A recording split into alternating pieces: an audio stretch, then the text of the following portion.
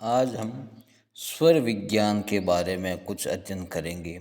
स्वर यानी प्राण, जो हम नाक के द्वारा जो वायु हम अंदर शरीर में लेते हैं वह स्वर कहलाता है। ये प्राण वायु ही स्वर है और इस स्वर को लेने की जो प्रक्रिया होती है, जिस प्रकार से हम स्वर को अंदर खींचते हैं तो श्वास की एक प्रक्रिया चलती है। एक बार श्वास अंदर जाता है, एक बार बाहर आता है। तो श्वास को अंदर लेने को स्वर उदय कहते हैं। ये स्वर उदय का एक तरीका है जिसको स्वर विज्ञान के रूप में भी जानते हैं। स्वरोदय विज्ञान के नाम से भी प्रचलित है। अब ये जो स्वर है, नाक के द्वारा हम अंदर शरीर में प्रवेश कराते समय ये है जो नाक के दाहिने या बाएं छिद्र से हम लेते हैं या दोनों छिद्रों से श्वास को ग्रहण करते हैं। तो इन तीन प्रक्रियाओं के जो जिन जिन नाड़ियों के द्वारा ये श्वास अंदर प्रवेश किया जाता है, उनके आधार पर इनके नाम दिए गए हैं। अगर आपका श्वास दाहिने नाक के छिद्र से लेते हैं तो उसको सूर्य स्वर, अगर आप बाएं नाक के स्वर से लेते हैं तो उसको कहते हैं चंद्र स्वर। अगर आप दोनों को बराबर बराबर रूप से श्वास को खींचते हैं तो मध्य स्वर या सुषुम्ना स्वर कहा जाता है। दाहिने भाग को सूर्य या पिंगला या दाहिना स्वर भी बोलते हैं। बाएं को बायां स्वर या इड़ा या चंद्र स्वर, ये इनके नाम हैं। और मध्य को सुषुम्ना स्वर भी कहते हैं। तो इस तरह से इड़ा, पिंगला और सुषुम्ना तीन नाड़ियाँ हैं जिनके माध्यम से हम प्राणवायु को ग्रहण करते हैं और नाक से वापस बाहर छोड़ते हैं।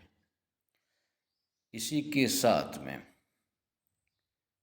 इसको पहचानने के लिए आप नाक के पास में एक हाथ की अंगुली को ले जा करके श्वास को बाहर की तरफ फेंकोगे तो आपको पता चलेगा कि कौन सा नाक चलता है। दाहिना है तो सूर्य स्वर है, बायां है तो चंद्र स्वर है और दोनों बराबर है तो मध्यमा या सुषुम्ना स्वर चलता है।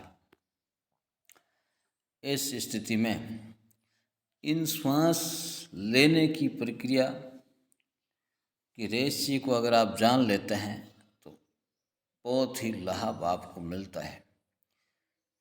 दाहिने को पुरुष प्रधान स्वर कहते हैं, इसका रंग काला है, ये शिव रूप में है।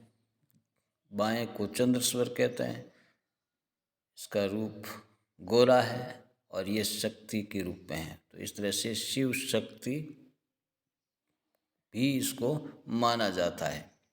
इस तरह से ये स्वर के भेद हुए। अब आपको है जो इस स्वर पढ़ने से आपको लाभ क्या। अगर आप इस स्वर के लेन देन की जो प्रक्रिया है, ग्रहण करने की जो प्रक्रिया है, इसको आप समझ लेंगे तो आपके प्रत्येक कार्य के पीछे एक सिद्धांत काम करता है। चंद्र स्वर जब सक्रिय होता है तो कौन से कार्य करने चाहिए, सूर्य स्वर अगर सक्रिय है तो कौन से कार्य करने चाहिए, और सुषुम्ना स्वर है तो कौन से काम करने चाहिए। अगर आपका सूर्य स्वर है तो वो पुरुष प्रधान है, कठोर स्वर है, शिव के रूप में है, तो आपको कठोर प्रकृति के काम उसी में करने चाहिए। चंद्र स्वर है तो ये शक्ति रूप में है, ये मृदु स्वर है, तो इसमें आपको सारे लाभमय कार्य, जो भी आप फलदायी कार्य होते हैं जिसमें आपको सफलता प्राप्त करनी होती है, वो सारे कार्य शिक्षा के हैं।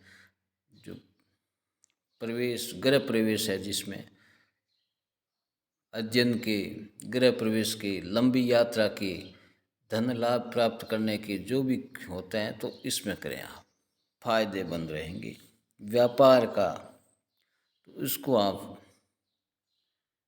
इस स्वर के द्वारा किया जा सकता है, मगर सुषुम्ना स्वर जब है तो वो एक आध्यात्मिक प्रवृत्ति का स्वर है और उसमें सिर्फ आध्यात्मिक या पूजा ईश्वर की आराधना ही करनी चाहिए, अन्यथा बाकी उस काम में लाभ नहीं मिलता है। बहुत हानि का स्वर है मध्यमा स्वर, ये हमको ध्यान होता है कि जब भी हमारे साथ में कोई बुरा होता है तो इसके पीछे का सिद्धांत यही है कि मध्यमा स्वर में अगर आप घर से चल जाते हैं तो फिर आपको बहुत बड़े नुकसान होना ही निश्चित है। तो स्वर को पहचानिए। अगर बाहर किसी शुभ कार्य के लिए जा रहे हैं तो चंद्र स्वर ही होना चाहिए। अगर आप कठिन कार्य के लिए जाते हैं तो आपका सूर्य स्वर होना चाहिए। इन स्वर को आप चेक करके घर से प्रस्थान कीजिए और इस विद्या को समझ लीजिए। बायां स्वर, दायां स्वर, ईडा और पिंगला स्वर, सुषुम्ना स्वर, स्वर जो स्वर चलता है उस पेड़ को आगे करके घर से प्रस्थान कीजिए, आपको सफलता हासिल होगी। और ये जो स्वर है सुषुम्ना स्वर में कोई यात्रा नहीं करनी है, उस स्वर को चलने तक आपको रुक करके ईश्वर की आराधना करनी चाहिए। ये एक पहला सिद्धांत है, छोटी सी परिभाषा है स्वर विज्ञान की, जो आपके जीवन को दशा और स्वरूप सब बदल के आपको दिखा देगी।